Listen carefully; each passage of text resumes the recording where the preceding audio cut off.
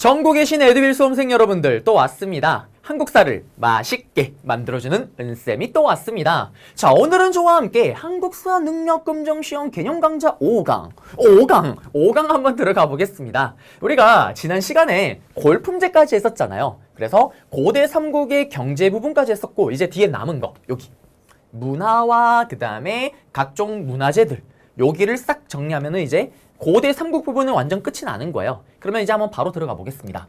자, 삼국의 문화 부분인데 여기는 학문 중에서 특히 유학을 다룹니다. 먼저 여기 고구려 백제, 신라, 유학 이런 얘기 하기 전에 판서로 일단 핵심 키워드 하나 잡고 들어갈게요. 자, 보시게 되면 여러분들이 한능검을 시험을 치는 그날까지 유교, 유학, 성리학 이게 여러분들의 발목을 계속 잡을 거예요. 그러면 제가 물어보겠습니다. 여러분들 유교, 유학, 성리학 구분이 가능해요? 불가능해요? 전공자면은 가능하지만 여러분들은 사실 구분을 잘 못합니다. 맞죠? 구분하지 마요.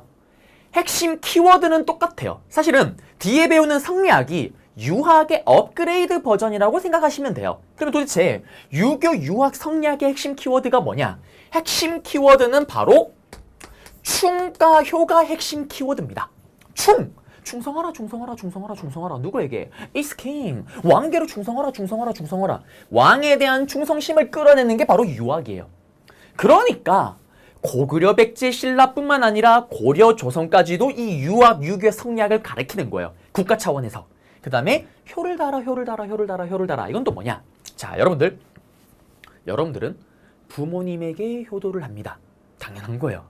제가 말하지 않아도 효도하실 거잖아요. 그리고 또 여러분들의 부모님은 여러분들의 할아버지 할머니에게 또 효도를 할 겁니다. 외할아버지 외할머니도 마찬가지고요. 그러면 여러분들 할아버지 할머니도 누구에게 효도를 다 할까요? 증조 할아버지? 그 위에 효의 최고 꼭대기에 누가 있냐? 바로 is king. 왕이 최고 꼭대기에 있는 거예요. 그래서 여러분들이 사극을 보게 되면 어떤 얘기가 나와요? 전하, 임금은 만백성의 어버이입니다, 전하 라는 말을 한 번씩 들어봤을 거예요. 그게 그래서 나오는 거예요. 임금은 최고의 엄마 아빠입니다. 그래서 밑에 있는 백성들을 잘 토닥토닥 해주고 보듬보듬 해주는 게 왕의 역할인 거예요. 그러면 이걸 또 왜 강조하냐? 또 왕에 대한 자발적인 충성심을 이끌어내는 거잖아요. 왕이 is king, 왕이 최고의 엄마 아빠입니다. 그러면 그 밑에 있는 자식들인 백성들은 엄마 아빠인 왕의 말을 잘 따라야 될 거 아니에요. 자발적인 복종심 이끌어내는 게 바로 유교, 유학, 성리학이다라는 거. 그래서 국가 차원에서 그렇게 가르쳤던 거예요. 그러면 고대 삼국에서 유학을 가르쳤어요 라는 게 있으면은 그걸 보여주는 증거가 있어야 될 거 아니에요. 그 증거가 뭔지를 봐야 되는데 한번 고구려부터 들어가 볼게요. 자, 고구려는 우리 기억나세요? 바로 태학이 있습니다. 태학. 소수림왕, 소수만이, 국가적인 위기는 소수만이 극복할 수 있습니다. 소름 돋았던 소수림왕 1단 콤보, 먼저 율령을 반포했었고요. 2단 콤보, 불교를 공인했었고요. 3단 콤보, 수도에 살고 있는 학생들만 모아다가 어떻게 학교를 다니게끔 하면서 뛰어난 인재로 길러냈습니다. 바로 태학, 맞죠? 여기서 유학을 가르쳤던 거예요. 그 다음에 심화에서만 나오는 게 있어요. 심화에서는 이 경당을 가지고 고구려 거구나 라는 거를 가지고 아셔야 됩니다. 무슨 말이냐면 이 경당도요, 학교예요, 학교. 태학이 수도였던 국내성에 있었더라면 이 경당은 지방 곳곳에 있었던 학교예요. 만든 거는 아직까지 정확하게 언제라고 추정할 수가 없어요. 그래서 그냥 예상할 뿐이에요. 기본적으로 최소 소수림왕 때부터 해서 장수왕 때까지는 그 사이에 만들어졌겠구나 라고 생각하는 게 바로 경당입니다. 여기서도 무술을 가리키고 학문을 가리키는데 뭘 가르쳤다? 유학을 가르쳤다라는 거. 충이죠, 충. 충을 주입시키는 겁니다. 그 다음에 이제 백제로 가볼게요. 백제는요, 어떤 게 있었냐면은 박사 제도가 있었어요. 박사. 우리도 지금 박사라고 얘기를 하면요, 특정 한 분야에 어떻게 정말 그 분야에서는 어느 정도 경지에 도달한 사람을 박사라고 부르잖아요. 맞죠? 박사 졸업? 대단하다. 맞죠?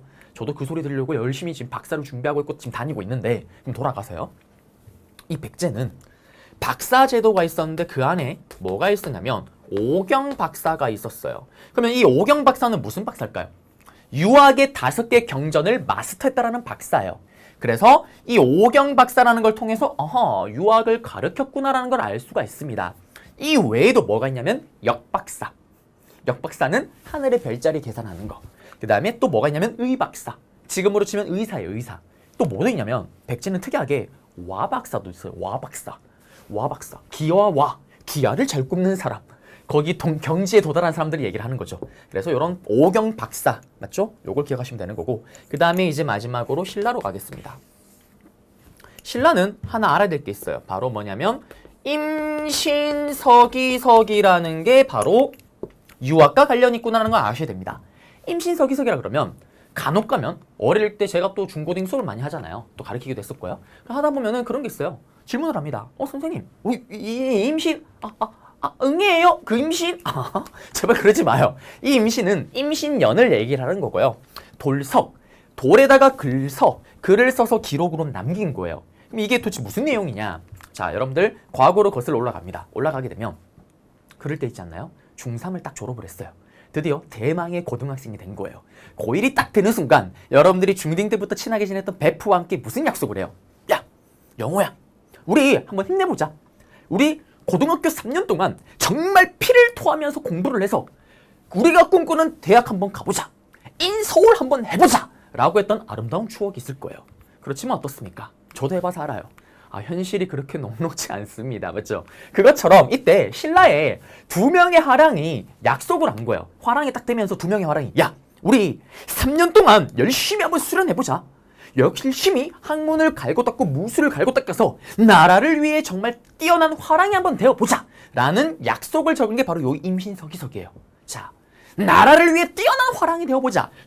나라를 위한 충이 담겨져 있는 거예요. 그래서 이것도 이때 화랑들이 유학을 배웠구나라는 걸 보여주는 증거가 바로 임신서기석입니다.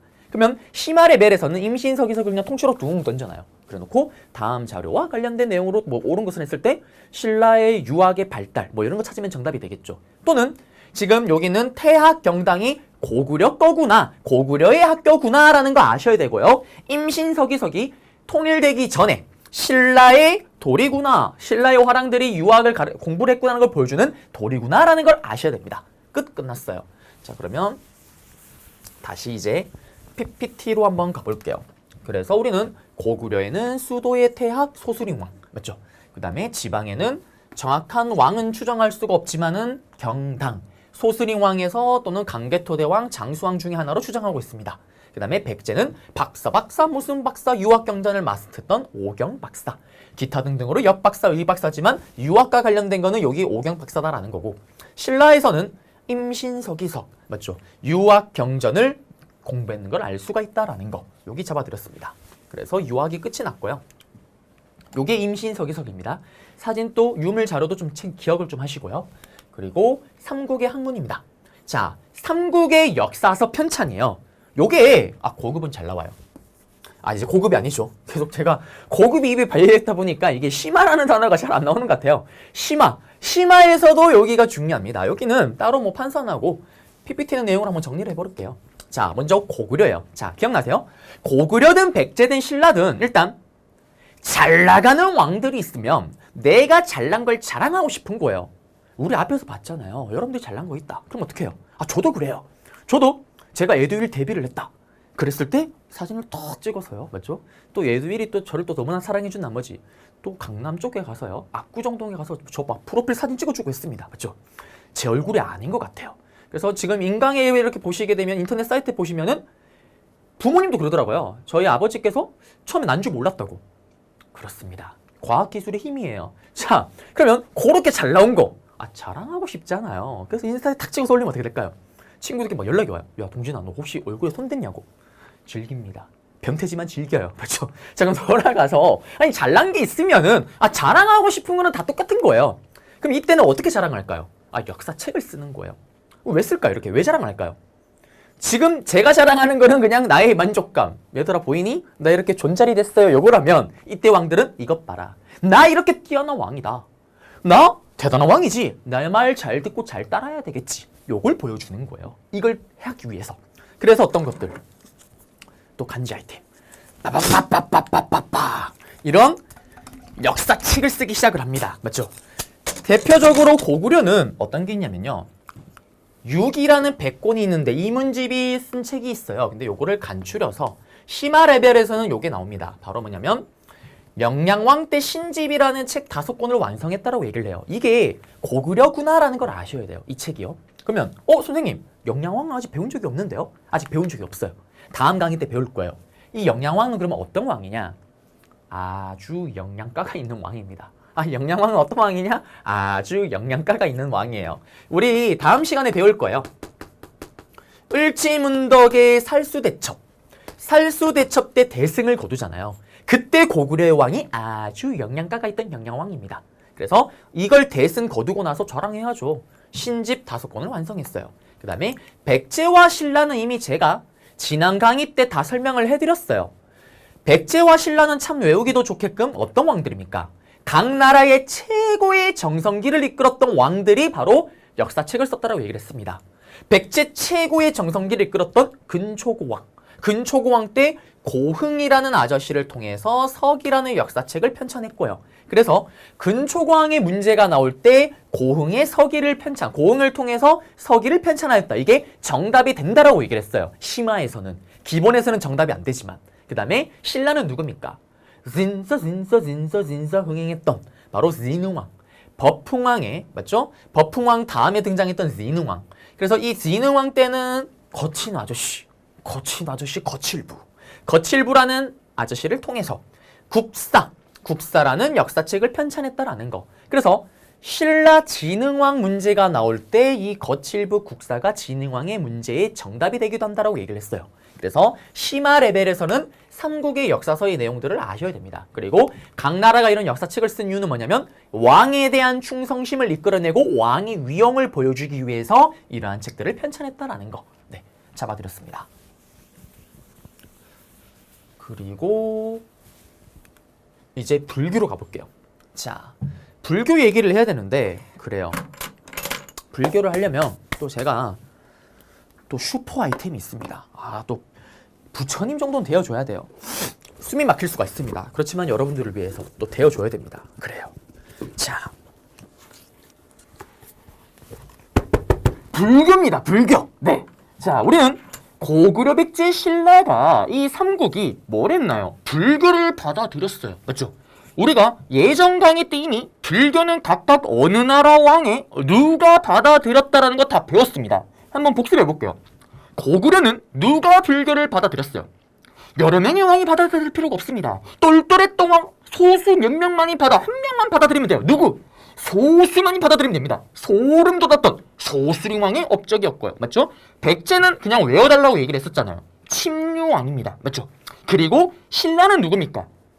불교는 법으로서 공인하는 거예요. 2차전의 순결을 계기로 법으로 흥행했다라는 법흥왕 때 바로 이 불교를 받아들였습니다. 그러면 이렇게 불교를 받아들인 이유는 뭘까요?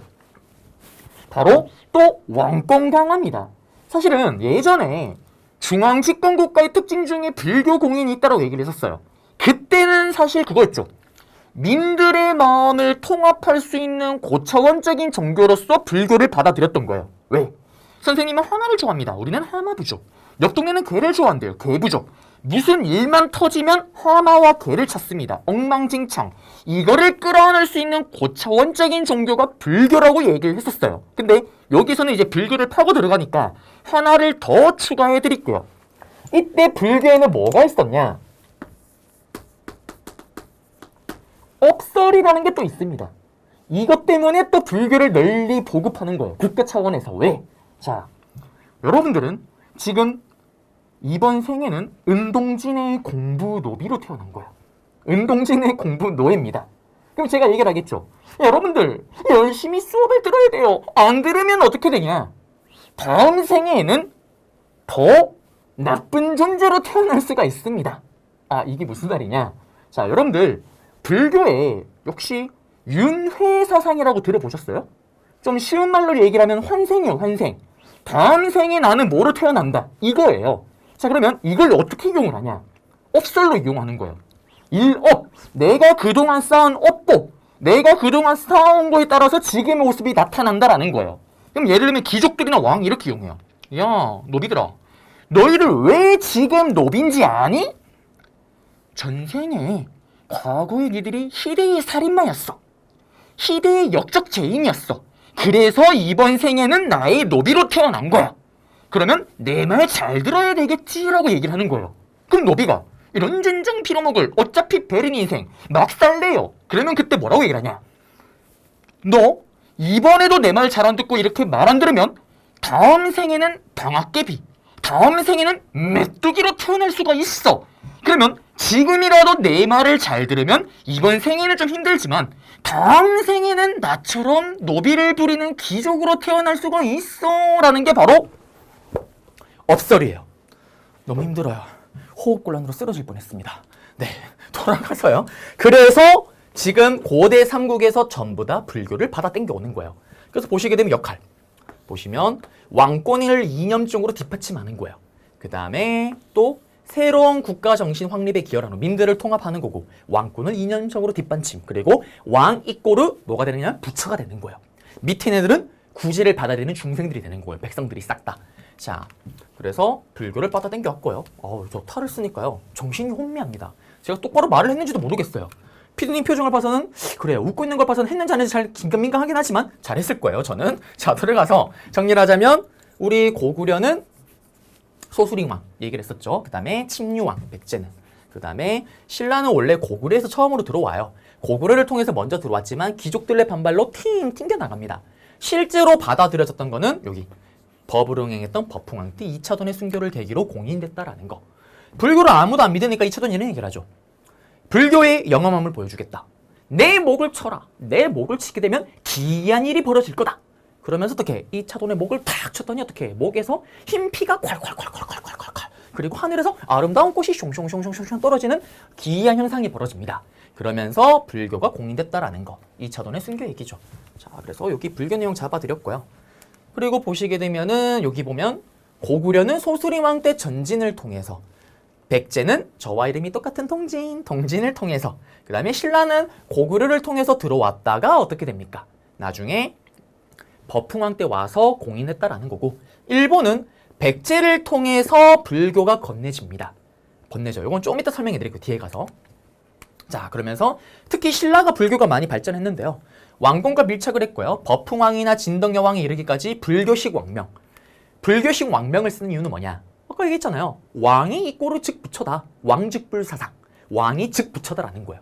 자기를 높이는 거죠. 그 다음에 원강은 예전에 이미 설명했습니다. 지지난 시간 때 맞죠? 화랑도 얘기를 할 때 세소고개를 만들었고요. 그 다음에 진평왕의 명으로 걸사표를 짓게 됐다라는 거. 수나라에게 요청했던 거죠. 요게 바로 언제다? 신라 얘기구나. 맞죠? 그 다음에 선덕여왕 때 자장이라는 스님의 건의를 받아들여서 황룡사 구층모탑을 건립하기도 했었다라는 거. 자, 황룡사를 만든 거, 절을 만든 거는 진짜 흥행했던 진흥왕입니다.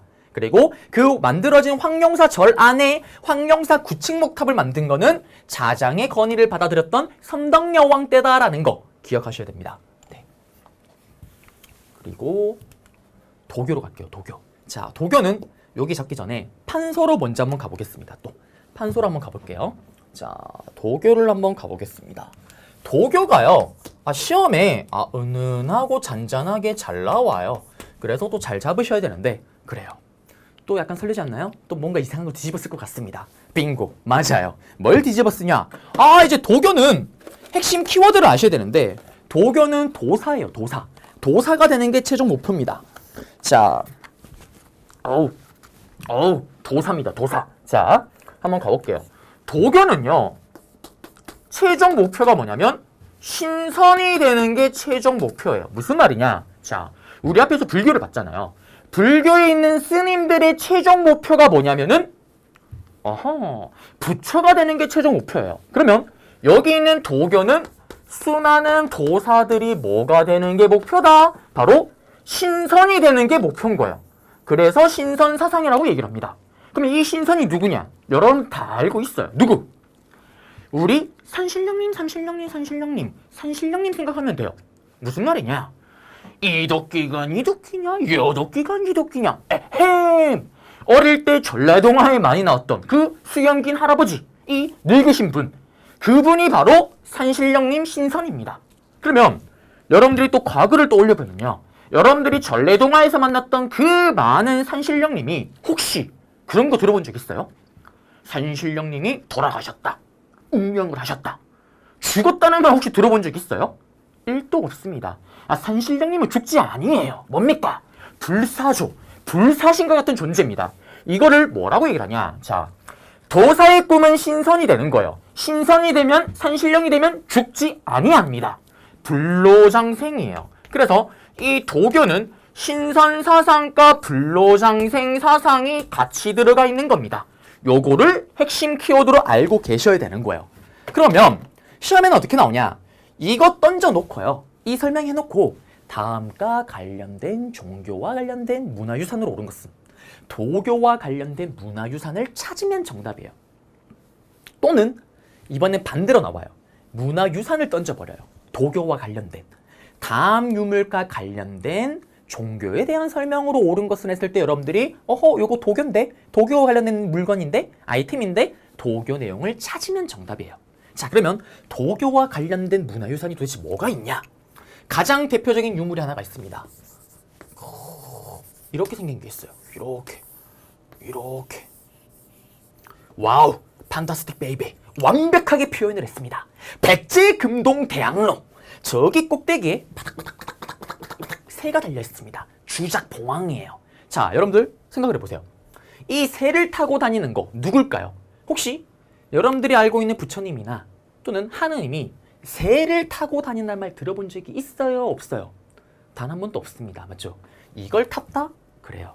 사이비 종교입니다. 믿으면 안 돼요. 그러면 이건 누구 겁니까? 이 새를 바닥바닥바닥 주작을 타는 거는 우리 산신령님 산신령이 타고 다니는 거잖아요. 도교와 관련된 유물이다라는 거. 그리고 여기 보면 뻥긋뻥긋 솟은 게 있어요. 여기는 산을 표현한 거예요. 그리고 산에 보면 막 동물들도 있어요. 동물들이 막 노래 부르고 비리리비리리 부르고 파티입니다. 여기서 산신령이 살고 있는 거예요. 그 다음에 여기 바치고 있는 거 완벽하게 재현을 했습니다. 믿기 힘들겠지만 이거는 뭐냐면 드래곤, 용을 표현한 거예요. 이게 바로 도교와 관련된 백제의 가장 대표적인 아이템 백제금동대학로입니다. 백제금동대학로는요, 여러분들이 백제 거구나 라는 것도 아셔야 돼요. 그리고 능상리 고분에서 발견이 됐구나 라는 것도 아셔야 됩니다. 요거는 나중에 또 한번 정리를 해드릴게요. 그리고 제가 또 챙겨온 게 있죠. 이것이 바로 백제금동대학로입니다. 이것이 바로 백제금동대학로예요. 사실은 구매를 할 때 이렇게 작을 줄 몰랐어요. 제 얼굴 정도 크기? 이 정도는 될 줄 알았는데 사기당했습니다. 사기는 아니고 제가 센치를 잘못 쟀어요. 잘못 생각을 했습니다. 자, 그러면서 여기 내용 하나 잡아드렸고 또 하나가 있어요. 고구려는요, 고분벽화가 있습니다. 무덤의 주인을 지키기 위해서 동서남북의 동물 그림을 그려요. 여러분들 사신도라고 들어봤을 거예요. 주작, 청룡, 백호, 현무. 특히 대표적으로 현무도라는 그림이 있습니다. 현무도 그림이 또 뭐냐면 이렇게 생긴 동물이 있어요. 또 똑같이 표현을 했습니다. 좀 무섭게 그릴까요? 맞죠? 똑같이 표현을 했어요. 이 현무는 어떤 동물이냐? 뱀과 거북이가 믹스가 된 게 바로 이 현무입니다. 그러면 이거를 타고 다니는 건 누굴까요? 부처님일까요? 하느님일까요? 바로 누구? 우리 산신령님. 도교와 관련된 거다라는 거. 그 다음에 이거는 고구려고요. 이거는 백제고요. 그 다음에 또 백제가 하나 뭐가 있냐면 그래요. 에드윌은 칠판이 작습니다. 너무나 섭섭해요. 맞죠? 슬픕니다. 그려볼게요. 자, 보시게 되면 요렇게 요런 모양의 요렇게 된 게 있어요. 뽕긋 벽돌이에요. 벽돌. 산수문이 벽돌문이라 그래서요. 여기는 산과 물을 그린 거예요. 그럼 여러분들 산과 물에 사는 사람 누구? 우리 산신령님. 백제 산수문이 벽돌도 아하 도교와 관련됐구나. 그리고 백제와 관련된 유물이구나 라는 걸 여러분들이 잘 아셔야 되겠습니다. 그래서 시험에 나오면 어떻게 나오냐? 요 유물 사진 3개를 둥 던져놔요. 도교네. 도교 내용 찾으면 되고 반대로 도교 설명 다 줘요. 다음 종교와 관련된 유물로 옳은 것을 했을 때 이거 3개 중에 하나를 찾으면 정답. 기흥, 니은, 디귿, 리을로 나올 때는 2개 찾으면 정답이 되겠죠. 자, 그래서 여기 잡아드렸고요. 이제 다시 판서로 돌아가 보겠습니다. PPT로 가볼게요. PPT. 판서가 아니고 PPT로. 자, 정리를 한번 해볼게요. 지금 보시게 되면은 도교입니다. 도교는 귀족사회를 중심으로 성행했다라는 건데 중요한 건 이거죠. 사상. 산을 숭배합니다. 산천사상. 신선이 되는 거죠. 신선사상. 그리고 신선이 되면 어떻게 돼요? 죽지 아니합니다. 불로장생. 그리고 현세에서 또 구복, 복을 추구한다라는 거고. 들어가서 고구려는 연개소문. 이거는 나오진 않는데 독일 문제로요. 심하니까 그래도 설명을 해드릴게요. 연개소문이 당시 귀족들의 불교가 너무 힘이 세니까 귀족들을 억누르고 불교도 억누르기 위해서 도교를 장려한 적이 있었어요. 그 얘기고. 그 다음에 백제는 이거도 최근 10회분 문제에서 나온 적은 없어요. 사태지적이라는 사람 이름이에요. 이게 이 사태지적이 죽기 전에 죽고 나서죠. 죽기 전에 했던 말도 있고 죽고 나서 비석을 세우는데 그 비석이 죽고 난 후에 세운 비석이 사태지적비예요. 이게 뭐냐면 어떤 글이 적혀있냐면 인생 별거 없다. 인생 무상. 이게 원래 도교적인 내용을 담고 있는 거예요. 인생 무상, 무위자연, 자연과 법사만 놀고 이런 내용들. 이런 내용이 들어갑니다. 그래서 도교를 유행하고 이 사람은 도교를 따랐구나. 이걸 보여주는 증거예요. 그래서 이렇다라는 거고 중요한 건 이거죠. 유물사진. 강서대모의 사신도의 현무도, 백제의 산수무늬 벽돌 중요하고요. 맞죠? 백제의 금동대학로. 하나 심하니까 여러분들은 이게 능상리 고분군에서 발견됐다는 것도 아셔야 됩니다. 그래서 여기 잡아드렸고요. 그리고 여기 보시면은 그래요. 아까 제가 그린 그림과 완벽하게 똑같습니다. 네. 근데 요거는 또 심하니까 설명을 해드리는 건데 기본적으로 여기 봉황, 주작이죠. 새 타는 거, 주작. 요거는 산신령님이 타는 거고 여기 사는 거 산신령님이고 드래곤 용이에요, 용. 요것도 산신령이 타는 건데 여기 보시면 이게 연꽃이 있잖아요. 그렇죠? 이거는 도교와 관련된 거예요. 우리 연꽃 위에 이렇게 부처님이 샹 이렇게 등장을 하시잖아요. 맞죠? 그래서 기본적으로 이 문화유산은 이 유물은 도교 내용이 엄청 강하긴 한데 일부 이렇게 불교적인 내용도 담고 있다라는 거. 그렇지만 여러분들은 그냥 도교와 관련된 유물이다 이렇게만 기억하시면 돼요. 그리고 백제 거다라는 거예요. 자, 그리고 현무도 똑같이 표현을 했습니다. 뱀과 거북이가 합쳐진 거예요.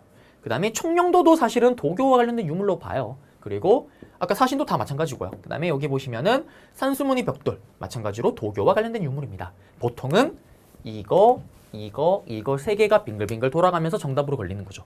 네. 이게 사택지적비고요.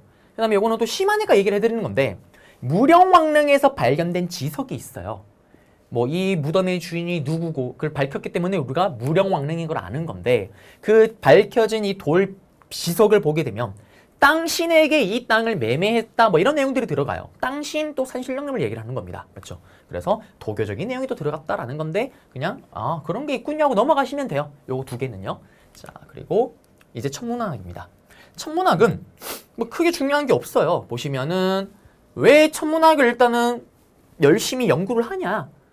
하늘을 읽는 거는 왕만이 할 수가 있는 거예요. 하늘을 완벽하게 읽는다? 뛰어난 왕이 되는 겁니다. 왕공강하고 어떻게 보면 직결되는 거예요. 그래서 이렇게 열심히 연구를 하고 중시를 했던 건데 고구려는 그래서 여러 벽화나 이런 걸 보게 되면 별자리 그림들이 많이 그려져 있어요. 중요한 거 없습니다. 그 다음에 태조 이성계 때 와서 청상열차 분야 지도 각석이라는 게 있는데요. 이거는 지금 넘어갈게요. 나중에 조선시대 문화 부분 가서 다시 한번 설명해 드릴게요. 지금 넘어가겠습니다. 그리고 백제는 우리 박사제도가 있었잖아요. 거기 보시면 누각박사도 있었고 역박사, 일감 요거는 천체를 관측하고 역박사는 하늘의 별자리 계산하는 거. 그 다음에 여기 누각박사는 천문학 이런 것들 측정하는 거. 이런 것들을 통해서 천문학 발달과 또 이런 거 관련이 있다는 건데 안 나와요. 자, 그 다음에 여기는 하나 아셔야 돼요. 기억나세요? 선덕여왕 때 이미 예전에 선덕여왕 잠깐 설명할 때 얘기를 했어요. 선덕여왕은 자장의 건의를 받아들여서 황룡사 구층목탑 그 다음 여기 천문 관측을 위해서 첨성대를 만들었다라는 거. 그러면 이 첨성대와 황룡사 구층목탑은 선덕여왕 때는 신라가 아직 통일되기 전이잖아요. 통일되기 이전의 신라 때의 문화유산이다라는 거. 요거까지도 심하니까 기억을 하셔야 됩니다. 그리고 첨성대 사진 보이고요. 첨성대는 시험에 단독으로 출제가 되기도 해요. 약간 문제 주는 식이죠. 점수 주는 형태로. 선덕여왕 때 만들어줬고 천체를 관측하고 샬랑샬랑 꿀랑꿍 요거 사진에서 찾으면 정답이에요. 자, 그리고 금속 기술의 발달입니다. 여기도 크게 중요한 게 없어요. 자, 보시면 고구려는 뭐 이런 게 있었다. 몰라도 됩니다. 백제도 하나만 알면 돼요. 요거. 이거도 지지난 시간에 했잖아요. 뭡니까? 7개의 칼날이 달렸다는 칠지도. 근초고왕이 외왕에게 전해줬다는 거로 추정하는 이 칠지도. 이걸 통해서 우리는 뭘 알 수 있습니까? 아하! 백제와 왜가 교류를 했구나라는 걸 보여주는 증거라고 얘기를 했었어요. 맞죠? 그거 끝났습니다. 끝났어요. 그 다음에 신라입니다. 신라. 신라는 화려한 금감 등을 통해서 금속 기술이 발달했구나라는 걸 보여주는 건데 여기서는 칠지도 하나만 아시면 돼요. 끝났습니다. 그리고 사진을 보시면은 이게 칠지도 맞죠? 신라의 금감 뭐 이런 것들이 있는 거고 화려한 금속 기술을 볼 수가 있습니다. 네. 자 그리고 고분 양식의 종류가 있어요. 여긴 잡아야 돼요. 여긴 잡아야 됩니다. 여기는 일단 판서로 또 한번 들어가 볼게요. 자 고구려, 백제, 신라 이 삼국이요. 각각 만든 무덤이 있어요. 그 무덤에 약간 차이가 있는데 이거를 잡으셔야 됩니다. 먼저 고구려와 백제는요. 초기에 만든 무덤이 뭐냐면요. 처음에 만든 무덤이 바로 돌무지 무덤이라는 무덤을 만들어요. 처음에요. 그리고 신라입니다. 신라는 고구려, 백제와는 다르게 다른 무덤을 하나 만드는데 일단 돌무지라는 용어는 똑같아요. 근데 하나의 단어가 더 추가됩니다. 바로 뭐냐면 돌무지 덧널. 덧널이라는 단어가 추가돼서 돌무지 덧널 무덤이라는 무덤을 만들어요. 그리고 나서 시간이 흘러갔을 때는 고구려, 백제, 신라가 공통적으로 만드는 무덤이 있어요. 그 무덤이 뭐냐면 굴식 돌방 무덤이라는 무덤을 만드는 거예요. 그러면 각각의 무덤 스타일을 먼저 좀 구분을 하셔야 돼요. 한번 가볼게요. 이게 단어가 어려운 게 아니에요. 끊으면 돼요. 무덤인데 무슨 무덤? 돌무지 무덤이라는 거예요. 제가 고구려 백제 왕입니다. 열심히 에듀윌에서 강의를 하다가 과로사로 죽어버렸어요. 그러면 어떡해? 어머 동진이 어떡해? 무덤을 만들어줘야죠 라면서 무덤을 만들어줍니다. 그리고 나서 어떻게 하냐? 돌무지 말 그대로 돌무더기를 까서 올리는 게 바로 돌무지 무덤이에요. 내가 죽으면 어떡해? 그 위에 돌무더기를 까서 올리는 게 바로 돌무지 무덤입니다. 자 그러면 이 무덤의 특징이 어떻게 될까요? 봐요. 지금 이 무덤에는 공간이 있어요? 없어요? 공간이 지금 1도 없습니다. 그러면 벽화를 그릴 수가 있을까요? 없을까요? 벽화를 그릴 수가 없겠죠. 그리고 여러분들이 희대의 슈퍼 도둑님이 된 거예요. 도둑님이 돼서 물건 도구를 하려고 들어갔어요. 도구를 하기가 쉬울까요? 어려울까요? 대빵 어렵습니다. 왜? 여기 들어가서 돌을 이렇게 꺼내는 순간 돌이 와르르 무너질 거 아니에요. 맞죠? 그래서 이 무덤은 특징이 도구를 하기가 어려워요. 그렇기 때문에 발견되는 유물의 출토량이 유물이 많이 발견될 수가 있겠죠. 이게 바로 돌무지 무덤의 특징입니다. 그리고 고구려와 백제가 이렇게 똑같은 무덤인 거 우리 시험 때 지지난 시간 때 시험 문제 나온다고 제가 얘기하는 거 있잖아요. 고구려의 장수왕의 무덤으로 추정되는 장군총과 백제의 근초고왕의 무덤으로 추정되는 석청동 고분이 무덤 스타일이 똑같다라고 얘기를 했잖아요. 돌무지 무덤 양식인 거예요. 둘 다. 이걸 통해서 뭘 알 수 있다고 얘기를 했었어요. 고구려의 유의민 계통이 백제 건국에 기여했구나라는 걸 보여주는 증거라고 얘기를 했었습니다. 맞죠? 요거 잡아드렸고요. 그 다음에 돌무지 덧널 무덤으로 갈게요. 차이점은 요거 하나입니다. 가운데에 덧널이 들어갔다라는 거예요. 단어를 끊으면 돼요. 끊으면. 한번 가볼게요. 또 제가 신라의 왕이에요. 열심히 또 에듀윌에서 강의를 하다가 그만 과로사로 꼴까닥 죽어버렸어요. 그러면 어머 동진이 어떡해 동진이 어떡해 그러면서 어떡해 관을 짜줍니다. 이번에는 무덤을 만드는데 어떡해 덧널 나무 널판지처럼 덧대는 거예요. 나무관을 짜줍니다. 이런 오랑캐 같은 쉐끼들 어떻게 왕의 몸에다가 바로 돌무더기를 오로로 까는데 이건 아니지. 나무관을 짜줘요. 그리고 그 다음에 어떻게 할까요? 똑같아요. 돌무지잖아요. 그 다음에 돌무더기를 까서 올린 게 돌무지 덧널 무덤이에요. 까서 올린 게 바로 돌무지 덧널 무덤입니다. 근데 똑같아요. 뭐가 똑같냐면 아니 나무관은 썩어 문드러지는 건 똑같잖아요. 맞죠? 그래서 결국 이거 대강할 차이가 없긴 하지만 차이점은 덧널을 덧댄 거예요. 시험에는 이걸 가지고 내요. 제가 좀 이따가 PPT로 갔을 때 도면도를 보여줄 거예요. 이 돌무지 덧널 무덤 도면도를 통째로 던져놔요. 그래도 어떻게 나오냐? 다음과 같은 무덤을 만들었던 나라에 대한 설명으로 옳은 것은 돌무지 덧널 무덤 신라인데 화랑도, 골품제, 동시전, 우경, 장러 이런 거 찾으면 정답이에요. 맞죠? 반대로 이것만을 가지고 단독으로 물어보게 돼요. 요 도면도 던져놓고 다음과 관련된 무덤에 대한 설명을 옳은 것은 했을 때 고구려와 백제에서 만들었다. 틀렸잖아요. 신라 거잖아요. 그 다음에 공통점 여기랑 일단 여기도 마찬가지로 벽화를 그릴 수가 있다 없다? 똑같이 없겠죠. 공간이 없잖아요. 그 다음에 또 도구를 하기가 좋을까요? 어려울까요? 어려워요. 그러니 많은 유물이 발견되었다? 정답이 될 수가 있겠죠. 그리고 심화에서는 이런 장난질을 칠 수가 있습니다. 돌무지 덧널 무덤의 가장 대표적인 무덤이 뭐가 있냐면요. 천마총이라는 무덤이 있어요. 왜 천마총이냐? 유명한 그림이 하나가 발견이 되죠. 요렇게 생긴 천마도라는 그림이 그린 요런 그림이 발견이 돼요. 그럼 중요한 거는 이 천마도라는 그림은 벽화일까요? 벽화가 아닐까요? 돌무지 덧널 무덤은 벽화가 없다라고 얘기를 했잖아요. 이건 벽화가 아닙니다. 이거는 그럼 뭐냐? 바로 말 한 장이에요. 말 한 장. 여기 보면 이렇게 띠기딕 말이 이렇게 달릴 때 여기 말 다리를 탁 얹는 그 말 한 장용으로 만들어진 게 천마도다라는 거. 네, 끝났습니다. 그 다음에 다시 돌아가서 백제는요. 돌무지 무덤에서 굴식 돌방 무덤으로 바뀌는데 한 개의 특이한 무덤이 등장을 합니다.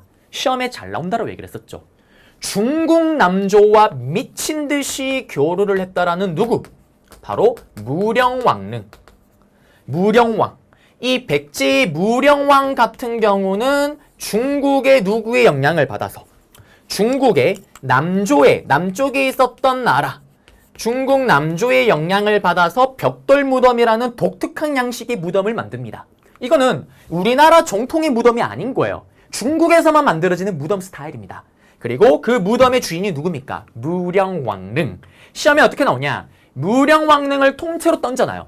그러면서 다음과 관련된 무덤과 관련된 왕에 대한 설명으로 옳은 것은 했을 때 여러분들이 무령왕의 업적을 찾으면 정답.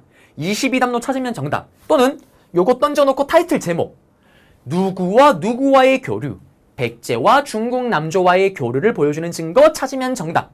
그 다음에 또 벽돌 무덤만을 가지고 문제를 내면 중국 남조의 영향을 받았다. 무령왕릉이 대표적이다. 찾으면 정답. 이런 것들이 오답으로 들어가겠죠. 그렇죠? 그래서 무령왕릉 벽돌 무덤 잡아드렸고요. 무덤 양식이 좀 이따 도면도를 보겠지만 벽돌집처럼 이렇게 쭝쭝쭝쭝 쌓아서 올려서 벽돌 무덤이라고 부르는 거예요. 그리고 마지막 끝판대장 굴식 돌방 무덤입니다.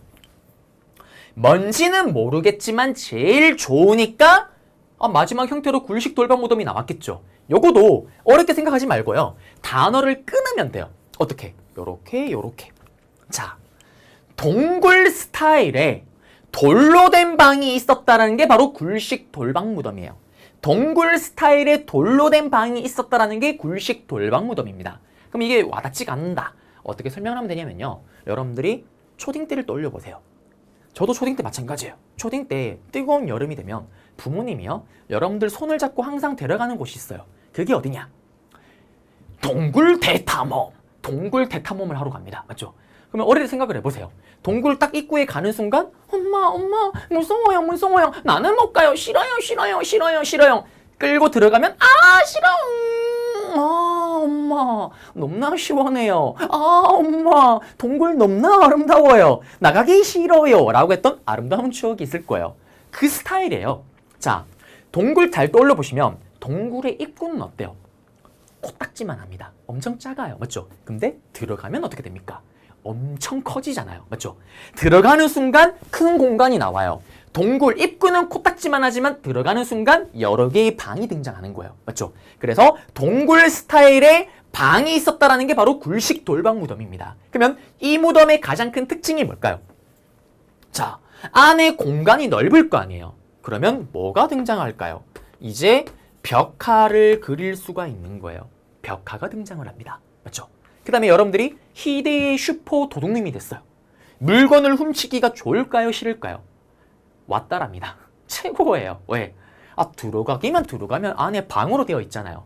유물 싹 다 털어 가버립니다. 도굴하기가 아주 좋다라는 거. 그래서 유물이 잘 발견되지 않습니다. 그래서 이렇게 무덤 다 구분해드렸어요. 그러면 이제 지우고 다시 PPT로 가서 복습하고 도면도 보고 다음 부분 들어가 볼게요. 자, 보시게 되면은 여기는 고분 양식인데요. 돌무지 무덤이 있습니다. 돌로 쌓아 올린 무덤이에요. 맞죠? 고구려 백제 초기에 만들어졌던 거고 끝판대장이 굴식 돌방 무덤. 맞죠? 돌로 외부에서 이어지는 널길과 널방을 만들고 방 안에 관을 만들고 뭐 흙으로 덮고 복물 벽화가 나타난다라는 거. 좀 이따 도면도를 보는 게 더 빨라요. 그 다음에 벽돌 무덤은 무령왕릉이 대표적이죠. 맞죠? 그리고 남조의 영향이다라는 거고 돌무지 덤널 무덤은 여기 나무 덤널 나무 간을 한번 짜는 거예요. 덧대는 겁니다. 널판지 같은 나무를. 그리고 돌로 쌓고요. 신라의 대표적인 양식이에요. 자, 그러면 또 돌아가서 고구려 초기의 돌무지 무덤으로 대표적으로 장군총이 있습니다. 맞죠? 계단식 돌무지 무덤이고요. 그 다음에 굴식 돌방 무덤에 우리가 앞에 봤던 사신도, 이게 굴식 돌방 무덤에서 발견된 거겠죠. 벽화가 존재했으니까요. 무영총, 각초총, 그 다음에 뭐 사신도 이런 게 있습니다. 모주림 천장 구조는 제가 발의 부분 갈 때 다시 한번 설명해 드릴게요. 그리고 요런 벽화가 등장하는 거고요.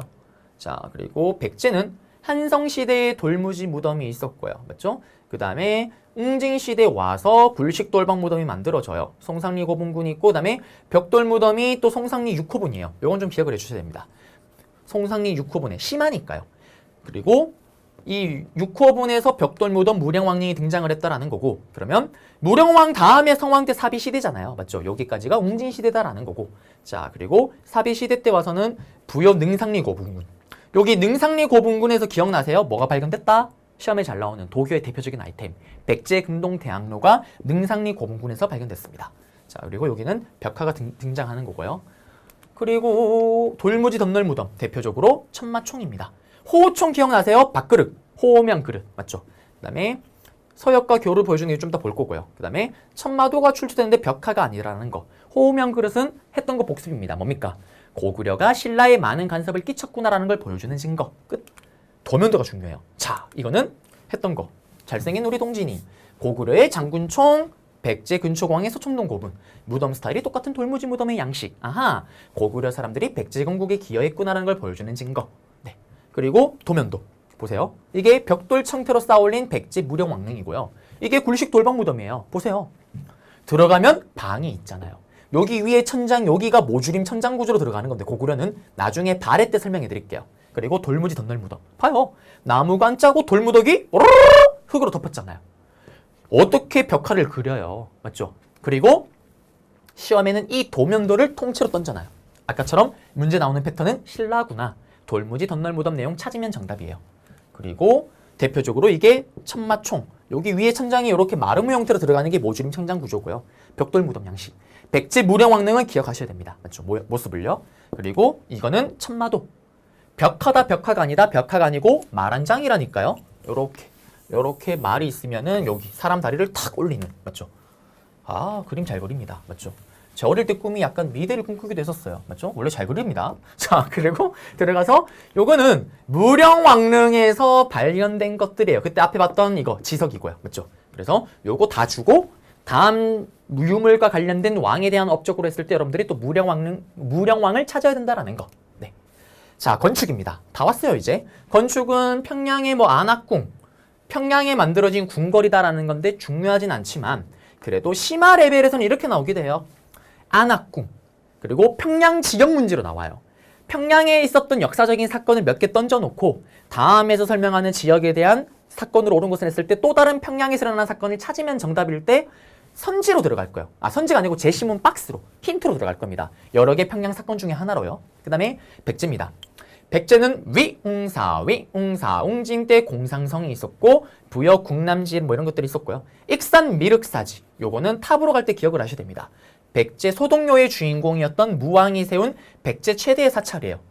그 다음에 황룡사지, 황룡사는 진흥왕이, 황룡사 9층 목탑은 선덕여왕이. 맞죠? 그리고 탑입니다. 탑은 시험에 나옵니다.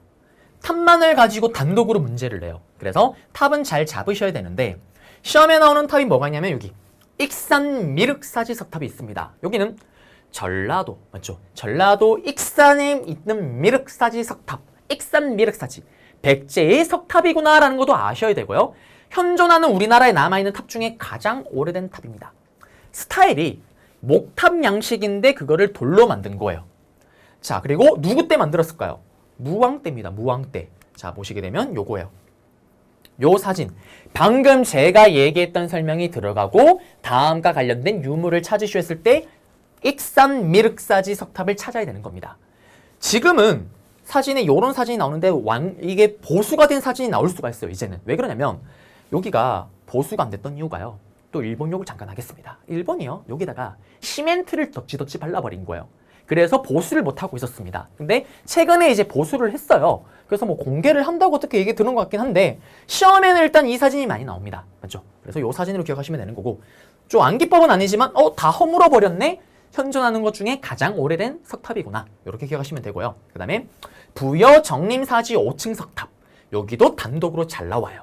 자, 보시면 부여가 백제에 있던 지역이잖아요. 그러니 백제 거구나. 부여 정림사지 1층, 2층, 3층, 4층, 5층 석탑인데 자, 보시게 되면 이 탑은요. 하나 기억해야 될 게 나중에 다음 시간에 배우겠지만 나당 정쟁 때 나당 정책이 아니고 나당 동맹을 체결해서 백제를 멸망시킬 때 당나라의 장군 중에 소정방이랑 장군이 백제를 점령해요. 그리고 이 소정방 아찌가 이 부여 정림사지 5층 석탑 여기에 넓잖아요, 공간이. 내가 백제를 정복했지롱이라는 걸 글로 새깁니다. 아, 이런 쓰레기 같은, 맞죠? 그래서 예전에는 이 부여 정림사지 5층 석탑을 뭐라고 불렀냐? 백제를 평정한 탑이라 그래서 평제탑이라고 부르게 됐었습니다. 요런 설명 나왔을 때 여러분들이 요거 찾으면 정답이에요. 그 다음에 이 탑은 또 백제의 예술미, 비례미를 완벽하게 보여주는 탑입니다. 그리고 또 이 탑을 보시게 되면 특징이 여기 부분이 좀 약간 이렇게 넓잖아요. 맞죠? 요게 미술적인 효과가 있는 거예요. 미술 박사님들이 말씀하시기로 여기가 이렇게 넓어버리면 딱 탑을 보게 되면요. 이 탑으로 시선이 집중이 확 되는 거예요. 몰입감을 확 끌어당겨 옵니다. 그래서 아주 아름다운 탑 중에 하나죠. 잡아드렸습니다. 그럼 돌아가서요. 여기 보시면 평제탑으로 불렸다라는 거고 신라입니다. 자, 요거 두 개 중요하고요. 그 다음에 신라의 경주 분황사 모전석탑도 시험에 단독으로 나와요. 자, 일단 경주 분황사 모전석탑은 신라가 통일되기 이전에 만들어진 탑이다라는 걸 아셔야 되는 거고요. 그 다음에 모전, 깎을모, 벽돌전, 벽돌을 깎아서 쌓아 올렸다라는 우리 앞에 봤던 무령왕릉이 벽돌 기와지처럼 쩍쩍쩍쩍 쌓아 올린 것처럼 이것도 깎을모, 벽돌을 깎아서 쌓아서 올린 석탑입니다. 현존하는 신라 탑 중에 가장 오래된 탑이에요. 신라 탑 중에 전체 중에 남아있는 것 중에 가장 오래된 거는 익산 미륵사지 석탑이고요. 그리고 석재를 벽돌 모양처럼 깎아서 올렸다 그래서 모전 석탑이라고 얘기를 합니다. 방금 제가 요런 설명했던 게 제시문 박스에 다 들어가는 거예요. 그래놓고 다음과 관련된 문화유산을 고르시오라고 했을 때 분황사 모전석탑을 찾으면 정답이에요. 오답으로 이런 탑들이 들어가겠죠. 그 다음에 황룡사 9층 목탑은 지금 남아있진 않지만 언제? 선덕여왕 때 자장의 건이다라는 거 계속 얘기를 합니다. 기억하라고 얘기를 했었고요. 그 다음에 나중에 또 배우겠지만 몽골 때 다 불타버립니다. 그러면 모정석탑 탑 사진을 볼게요. 이거예요. 깎을모. 벽돌지처럼 이렇게 쌓아 올린 겁니다. 맞죠? 그리고 이제 불상입니다. 불상도요. 시험에 단독으로 나와요. 설명을 던져놓고 해당되는 불상을 찾으면 돼요. 먼저 고구려의 영가 7년명 금동열의 입상. 여기서는 제일 잘 나옵니다. 중국의 당시 북쪽에 있던 오랑캐가 만들었던 부기의 영향을 받아서 만든 불상인데요. 뒷면에 고구려 불상이면 알 수 있다. 이게 뭐냐? 요거예요. 요게 바로 영가 7년명 금동열의 입상인데 자, 요렇게 부처님 있으면요. 뒤에 요렇게 불꽃 모양처럼 삐져나온 게 있죠. 요거를 전문 용어로 광배라고 얘기를 해요. 이게 크면 클수록 이 부처의 수행 정도가 크다라는 걸 보여주는 거예요. 그러면 이 광배를 딱 뒤집었을 때 여기 뒤에 글씨가 적혀 있는 거예요. 영가 7년명이 고구려의 연호입니다. 아하, 고구려 때 만들어졌구나라는 걸 알 수가 있는 거예요. 그리고 재밌는 거는 이게 크기가 7cm밖에 안 돼요. 몸에 지니고 다니는 호신불입니다. 호신불. 우리 기독교를 믿으신 분들은 몸에 이렇게 십자가를 하고 다니시잖아요. 그것처럼 이걸 당시 때 고구려의 군사가, 병사가 전쟁 중에 살기 위해서 또는 내 몸을 지키기 위한 이런 걸 보여주기 위해서 이걸 차고 다녔다. 이렇게 추정합니다. 호신불이에요. 호신불. 그리고 이건 재밌는 거는 박물관에 보관하고 있다가 도둑놈이 누가 훔쳐가요. 그리고 전화가 와요. 해변가에 갖다 놨다고. 한강 예전에 한강이 매립하기 전에는 거의 해수욕장처럼 사용하기도 했었습니다. 거기 놔뒀다고. 갔더니 발견되기도 합니다. 요거를 예전에 10회분 이전의 문제 때 이런 설명을 주고, 물론 고구려 거다라는 걸 설명을 줘요. 그리고 했을 때 이걸 찾아야 됐다라는 거. 네. 그 다음에 다시 돌아가시면 백제는요, 서산 영령리 마열의 삼정상이라고 있어요. 이걸 뭐라고 얘기를 하냐면 백제의 미소라고 부릅니다. 이거예요. 백제의 미소. 정말 믿기 힘들지만 저도 사실 여기는 안 가봐서 모르겠어요. 근데 아침, 점심, 저녁 햇살이 비치는 양에 따라서 이 부처님의 웃는 미소가 달라진대요. 그렇대요. 저도 안 가봐서 모르겠습니다. 백제의 미소 설명하면 찾으면 정답이고요. 그 다음에 여기 보시면 경주 배동 속조 열의 삼정입상이 있는데 살찐 뺨과 다정한 얼굴, 푸근한 자태가 특징, 이겁니다. 단독으로 아직 문제로 정답으로 된 적은 없고요. 이런 것들이 나올 때 오답 선지로 많이 들어가죠. 네. 그리고 불상입니다. 불상 같은 경우는 요거 두 개는 고구려 백제 신라 삼국에서 공통적으로 많이 만들었다라는 금동미륵반가 사유상. 그리고 이거는 일본의 영향을 준 거예요. 일본에서 만들어진 목조 반가 사유상입니다.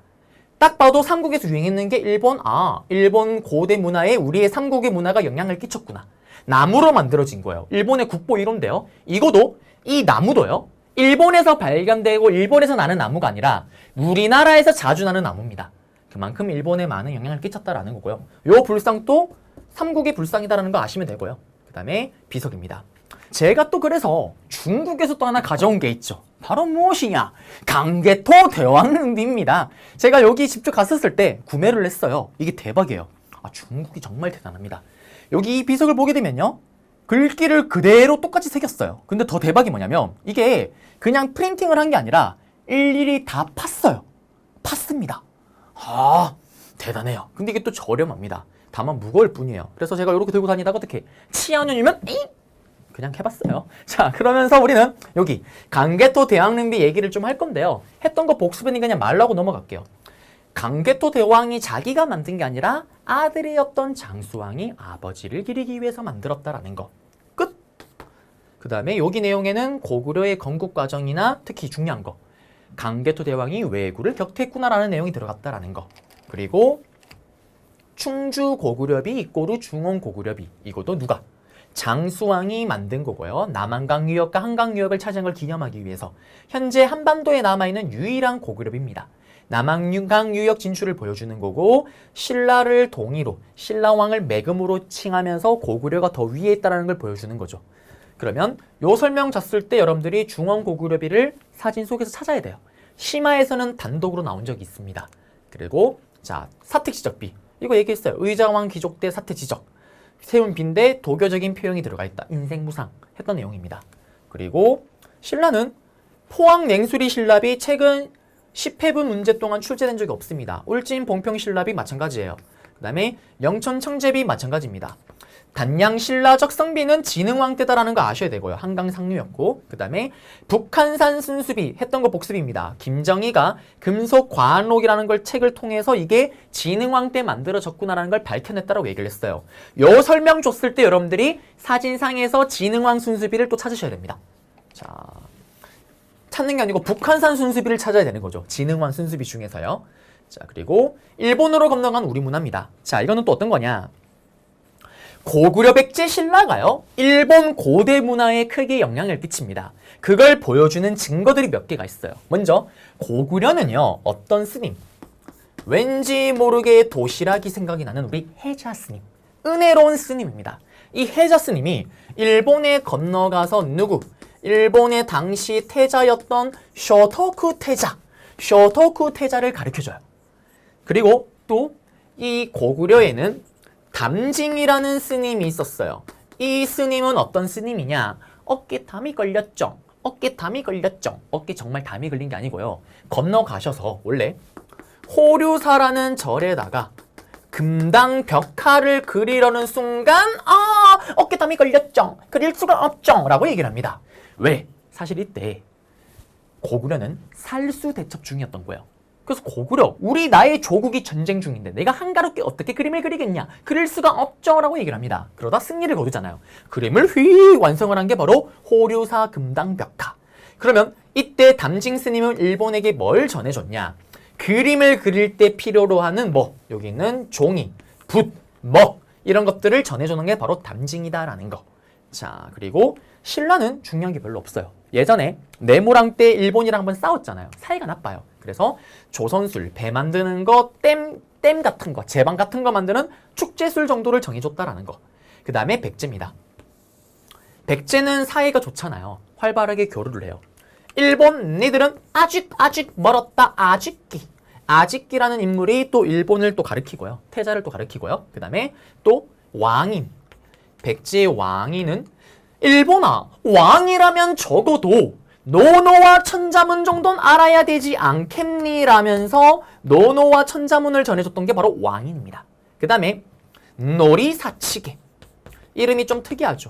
노리사치계. 스님이에요, 스님. 백제 마지막 정성기를 끌었던 서왕입니다. 서왕이 일본으로 노리사치계. 노리사치계를 보내면서 이때 불상이나 불교를 전해주는 거예요. 일본은 백제 성왕 때 와서야 불교를 받아들일 수가 있었던 거예요. 요런 내용들. 그 다음에 마지막으로 가야의 토기가 일본의 토기에 영향을 끼칩니다. 요거는 좀 이따 사진으로 볼 거고요. 요런 인물 사진 딱 다 줬을 때 타이틀 탐구 주제 뭡니까? 타이틀 제목. 고대 삼국과 외와의 교류 찾으면 정답이죠. 맞죠? 찾으면 정답이에요. 또는 고대 삼국과 일본과 교류했는 증거로 나왔을 때 기흥, 니은, 디귿, 리로 나올 때 여기 있는 인물들이 찾으면 정답. 오답으로 이상한 것들이 들어가겠죠. 걸러내면 됩니다. 그리고 여기 보시면 고구려의 수산리 고분벽화, 일본의 다카마스 고분벽화. 스타일이 똑같아요. 앞에 봤던 것처럼 고구려 백제 신라 삼국에서 공통적으로 만들었다는 금동미르 판가사유상, 일본의 목축비르 판가사유상. 스타일이 똑같아요. 그 다음에 가야의 톡이 일본의 스에끼라는 톡이 구분이 되지 않습니다. 맞죠? 이거 다 줬을 때 타이틀 제목 누구와 누구와의 교류, 고대 삼국과 외와의 교류 플러스 가야와 외와의 교류 찾으면 정답. 이걸 바탕으로 일본에서는 아스카라는 고대 문화가 등장했다라는 거. 자, 그리고 마지막으로 서역입니다. 서역은 그래요. 제가 또 이런 것도 써줘야 됩니다. 이런 거 써줘야 되고요. 아라비안 나이트. 아, 그리고 하나 더 가져와야 되는데 잠시만요. 이거 아라비안 나이트 어디까지? 저기 카자흐스탄, 우즈베키스탄 저기까지와 교류를 했다는 걸 보여주는 증거가 있어요. 보시게 되면 고구려의 고분벽화했던 각조총인데 여기 이렇게 머리 보시면요. 요게 묶은 거 보이죠? 요게 우리나라 스타일 아니에요. 서역 사람을 가리킵니다. 그 다음에 여기 아프라시아 궁전벽화. 우즈베키스탄, 카자흐스탄 거기까지 갔을 때 거기 궁전이에요. 벽화에 그 나라 벽화에 요 두 명을 주목을 해야 돼요. 벽화에 이 두 사람이 그려져 있는데 머리에 쓴 요 모자가 요렇게 생긴 조우간이라는 모자인데 이게 고구려 사람이 쓰는 모자예요. 그래서 아라비안 나이트 고구려가 여기까지 가서 서역과 교류를 했구나는 걸 보여주는 증거입니다. 그 다음에 황남대총. 자, 신라 왕의 무덤으로 추정되는 곳에서 요런 잔들이 발견됐어요. 딱 봐도 이거는 우리나라 스타일이 아닙니다. 맞죠? 어디? 저기 페르시아, 로마의 스타일이에요. 이걸 통해서 다 서역과 교류를 했구나라는 걸 보여주는 증거입니다. 그리고 고대 삼국은 아니지만 이거는 통일신라 되고 나서 등장했던 원성왕 때 만들어진 석상인데요. 자, 요 얼굴을 봐요. 딱 봐도 우리나라 스타일 아닙니다. 흔히 저의 눈을 뭐라고 얘기를 하냐? 조선의 미라고 얘기를 해요. 제 눈이 조선의 기준입니다. 쌍꺼풀 있고 옆으로 쪽 째진 눈. 조선의 미예요. 근데 어떻게 쌍꺼풀 있고 부리부리부리한 눈. 이거 우리나라 스타일 눈이 아닙니다. 어디? 여기는 것처럼 서역의 눈이에요. 서역의 눈. 매부리코예요. 그리고 여기는 서역에서 건너왔다는 황금 보검이죠. 자, 그러면 시험에 나오면 어떻게 나오냐? 쉽게 나와요. 이것도. 다 줘요. 이것도 다 사진을. 다 주고 다음과 관련된 타이틀 제목 뭡니까? 고대 삼국과 아라비안 나이트 서역과의 교류를 찾으면 정답이 되겠습니다. 네. 이렇게 해서 우리는 모든 내용 다 잡아드렸고요. 저는 또 이제 다음 강의에서 여러분들을 찾아뵙도록 하겠습니다. 여러분들 고생하셨습니다.